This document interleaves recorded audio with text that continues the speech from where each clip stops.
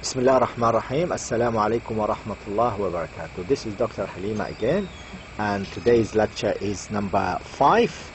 The title of this lecture is Interpreting Typological Parameters. Again, I am giving you some theoretical background about this interpreting course, and today's classification of interpreting is based on different types, different parameters.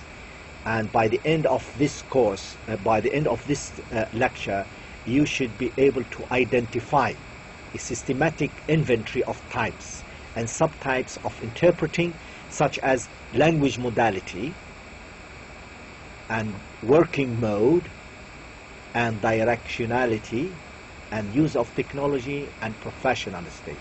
In other words, interpreting could be classified according to these 5 parameters, 5 criteria, 5 elements, 5 types, whatever you call them, you know. So and then we will interpret, we'll practice some interpreting as well. You know, today, I mean, for instance, language modality. What do we mean by language modality? Interpreting is used like a generic term. The word interpreting is used like a generic term, is generic term to indicate to the use of spoken language in particular. So when you say interpreting, it means you are dealing with the spoken language. But because sign language interpreting emerged, then they have started to use spoken language interpreting. Now, language modality, bear in mind what we mean by language in modality. It means how language is delivered. How language is delivered in interpreting. Now, language is delivered in interpreting normally spoken language, but because there is, because recently they have come up with this sign language. You know sign language? When at 6:30 at Al Jazeera, you know, you have this person who interpret the news using sign language. So that's why, to differentiate between sign language and spoken language, then they say spoken language interpreting and sign language interpreting, or even they would say interpreting for the deaf, you know, or interpreting voice to sign interpreting. I speak and sign interpreting. So, or sign to sign interpreting, like, you know, dumb people, deaf people, or even blind people, sign to voice, okay, sign to sign interpreting, okay. But when it comes down to a person, afana wa afakumullah, deaf and blind, he can't hear, or she can't hear, and she can't see. What kind of interpreting do you do with them? They call it finger spelling.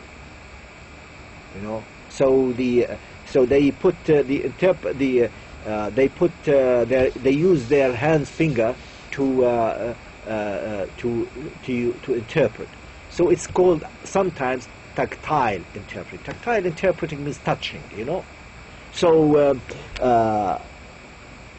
Interpreting is looked at from the language modality. It means from how language is used.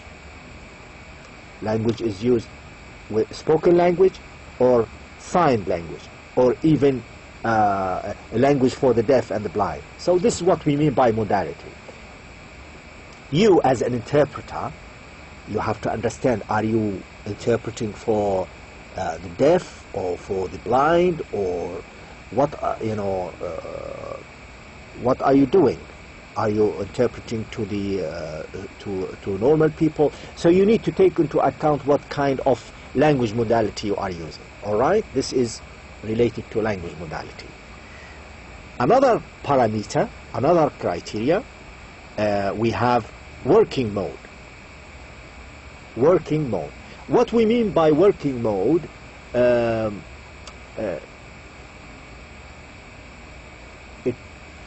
it's after the now working mode. It means, are you going to interpret or to translate consecutively or simultaneously? What kind of manner, mode, what kind of mode you would be using to interpret? Now, if you said if you are interpreting consecutively, or if you are using consecutive interpreting, what consecutive interpreting? It means after the source language utterance. After the source language utterance. If Ali, if for instance Ahmad wants to interpret using the work mode of consecutive interpreting, he say, okay Ahmad, okay Ali, say what you want me to interpret. So Ali says something in Arabic,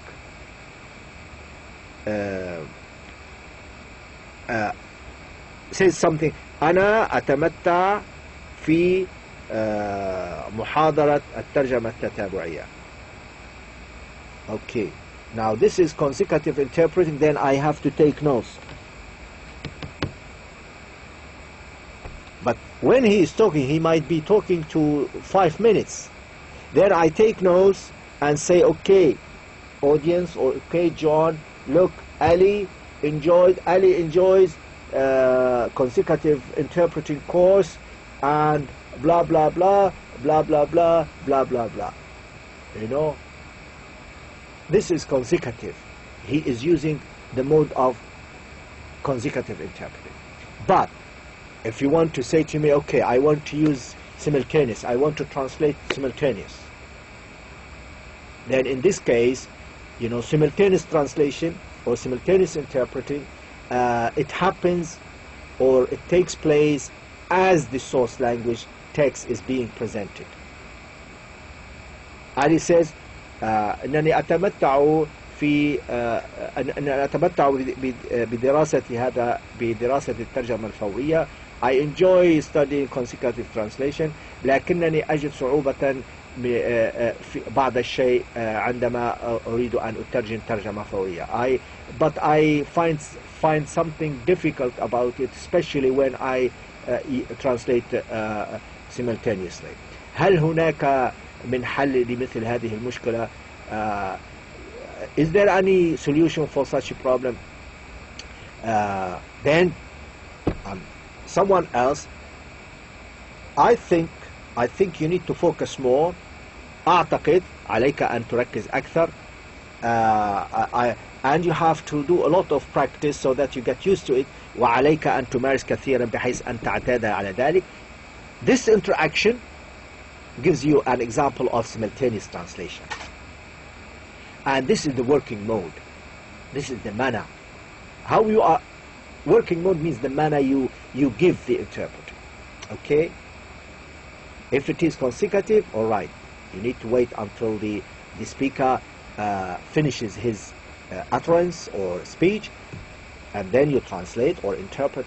But if you are translating simultaneously, while he is speaking, as he is speaking, you know, you interpret right away, immediately, here and now, you know. So this is the working mode of the type of interpreting. Now, we have some ideas, you know, some points about consecutive interpreting, and mainly, really, in consecutive interpreting is concerned with longer speeches, between 5 minutes. So you take notes. But if it is short consecutive translation, then really it's not. It doesn't require. If it is short consecutive, then you could manage by doing it like simultaneously. But if it is really a longer piece of utterance or a longer piece of speech and you want to interpret, then you need to take notes. That's why you need to be good at taking notes. But if you are doing short consecutive without short consecutive interpret, then you don't need to take notes, because you are doing it immediately, and you are doing it between two people and so on. It depends, as I say, as you know now, it depends on the setting, it depends on the working mode, and it depends on the constellation. Is it bilateral? Is it multilateral? You need to be aware of all these possibilities. Okay.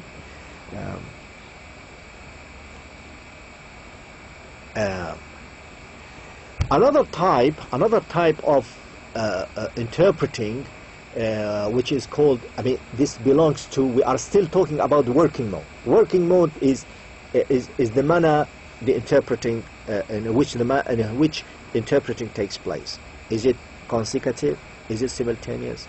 Is it whispered interpreting?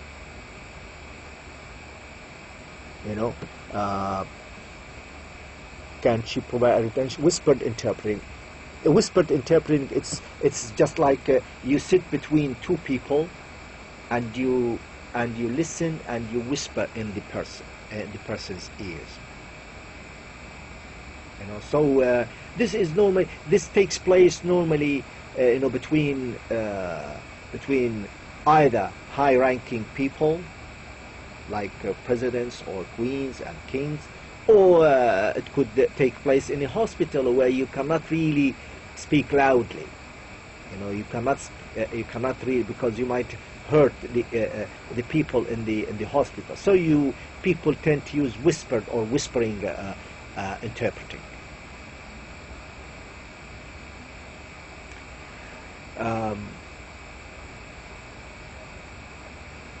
So interpreting now, especially simultaneous interpreting, is really, to be honest, is really more popular, and people use it more than consecutive interpreting, to be honest, more. So you need to really train yourself to be able to do simultaneous interpreting more than consecutive interpreting. Consecutive interpreting, it's like in education now here. Teaching, for instance, my regular students, consecutive interpreting. They read, as I do, they read the paragraph, as you are doing, by the way. You are the paragraph. They read the paragraph, and they take, for instance, 2-3 minutes, and then they interpret it. But if you want to do it simultaneously, then it's a different story. You need to do a lot of training and a lot of practice, believe me. You need to be good at Arabic and good at English, fluent. I myself, I feel more confident when I translate from Arabic into English, probably because of my long stay in the UK. It's my problem. But in your case, you need to be, people would expect of you to be more fluent in Arabic. So when you translate from English into Arabic, you should be able to really come up with good Arabic, better than mine, So you can do it. But of course, you need to do a lot of practice. Okay. Now, the third parameter of interpreting is directionality. Now, you need to ask yourself, am I interpreting face to face, like in dialogue, or am I interpreting bilateral interpreting? Bilateral interpreting, like liaison interpreting, where the interpreter acts like a liaison officer and interprets between this party or this group of people and this group of people. Or what kind of direction Are you sitting in the booths, and you know, from the delegates to you, and from you to other people? So the direction, you need to understand that that when you are interpreting, you say, okay, what is the directionality of interpreting? How? Is it face to face? Am I interpreting to John? You know, look, this Ali is talking to you, and I'm talking to you this way, like the face to face, or not? But to be honest, you know, when you are interpreting professionally, you don't have to really just. I mean, you could look at the parties in the face, but you don't have to, you know, be so mobile and so on. No, the way you interpret, let it be impersonal, unemotional. What he says, you interpret. What he says, you interpret, and so on. So the directionality is important, back and forth. You know, you interpret to him, and he answers, and you back to the other party. So this is directionality, they say. This is called directionality. Means the direction of your interpreting. Okay. Okay. Now, the third type or parameter of classification of interpreting, according to the typological parameters, use of technology. Now, the technical development and advancement in technology, and in the invention of new equipment, and so much is available in technology now that would enable you as an interpreter to achieve your interpreting effectively and successfully. So you need to really be familiar with what kind of equipment you will be using, you know, and technical equipment are used normally to avoid the mixing of source and target language messages. Sometimes he is speaking and you are interpreting, and then he responds. So there is a kind of clash between source language and target language messages. So equipment or technical equipment are used to avoid such mixing. In what? In the acoustic channel. You know, when you listen and you hear, you see, oh well, I can hear another person talking. Sometimes when you are phoning, when you are speaking on the phone, especially landlines, you know, you are talking to someone, and then all of a sudden, oh, you are listening, you are hearing someone else. It happens. It happened with me so many times in the UK.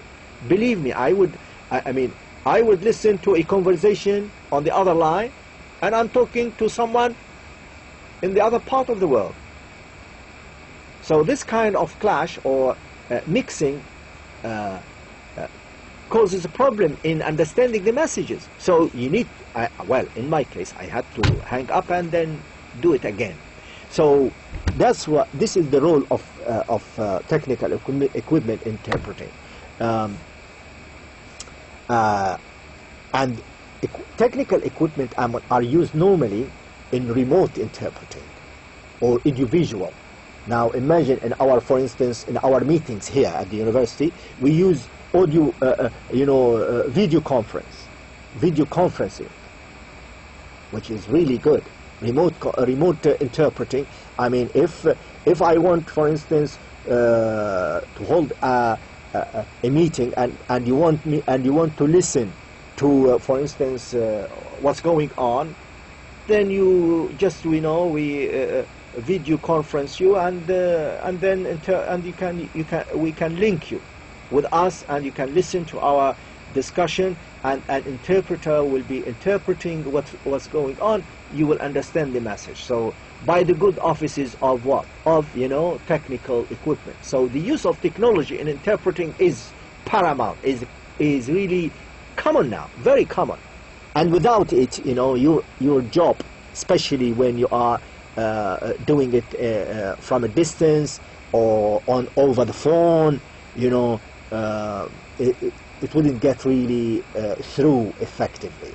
Sometimes at Heathrow Airport, for instance, imagine, at Heathrow Airport, the officer, the customs officer, phones me up, says, Dr. Halimah, we have someone coming from the Arab world and he wants to come into England. Can you please interpret what he is saying? On the phone.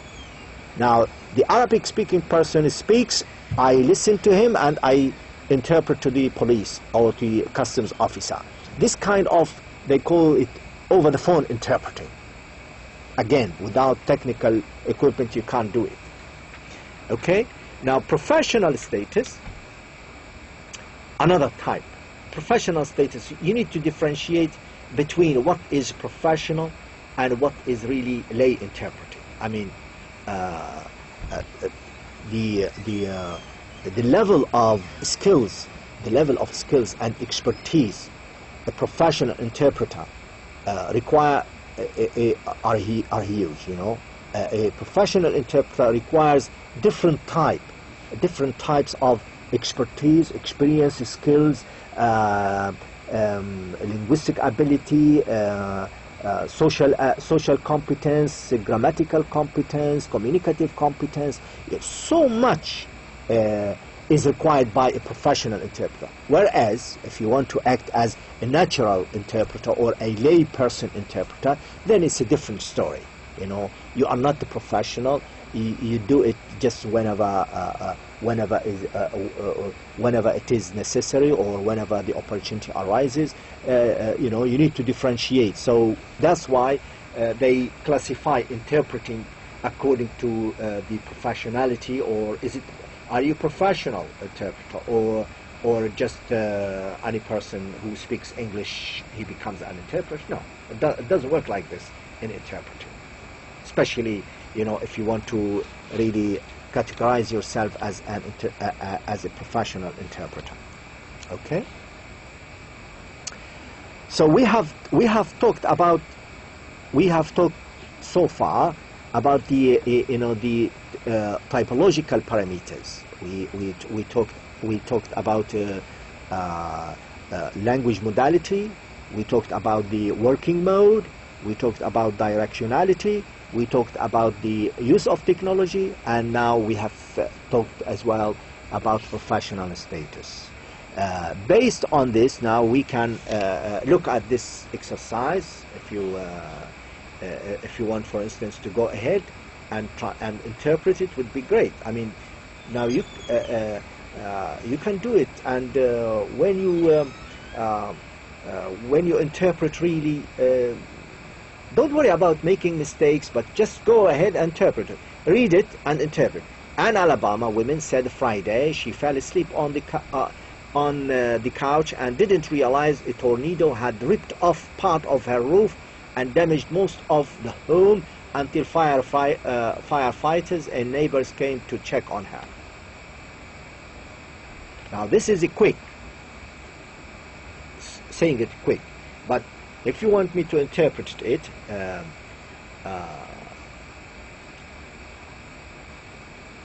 صرحت امرأة من ولاية ألاباما يوم الجمعة بأنها نامت نامت في الكنبة ولم تدرك أن إعصارا قد مزق جزءا من سقف بيتها وخرب معظم بيتها، إلا عندما جاء رجال الإطفاء والجيران ليتأكدوا من حالها.